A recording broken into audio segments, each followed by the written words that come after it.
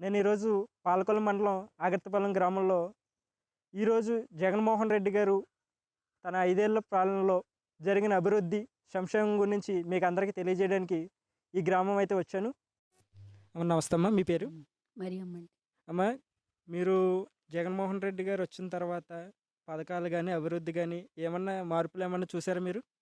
మాకు జగన్ గారే ఇచ్చారండి ఇల్లు కట్టుకుని. మీకు ఇంట్లో పెన్షన్ కానీ అలాంటి పథకాలు ఏమన్నా వస్తున్నాయా? ఆయనకు వస్తుందండి పెన్షన్. ఇది మీరు గత ప్రభుత్వానికి కానీ ఈ ప్రభుత్వం కానీ ఏమైనా తేడా చూసారా? అంటే వాళ్ళు అంటున్నారు జగన్మోహన్ రెడ్డి ఏమి చేయలేదని చెప్తున్నారు, లబ్ధి పొందారు కదా, మీరు ఏమన్నా చెప్పగలుగుతారా ఆయన చేశారా లేదనేది?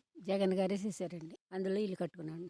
సామాన్లు ఇచ్చారు, సిమెంట్ ఇచ్చారు, అన్ని ఇచ్చారు. మరి ఇప్పుడు ప్రభుత్వంలో అంటే ప్రతిపక్షాలు చేస్తున్న ఆరోపణలకి వ్యతిరేకంగా మీరు పోరాడతారు, జగన్ గారు అంటున్న సిద్ధానికి మీరు సిద్ధంగా ఉన్నారా?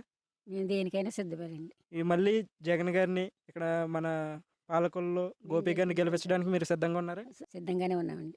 మళ్ళీ జగనే రావాలి. ఫ్యాన్ గుర్తుకు ఓటు వేద్దాం. గోపన్నను గెలిపించుకుందాం.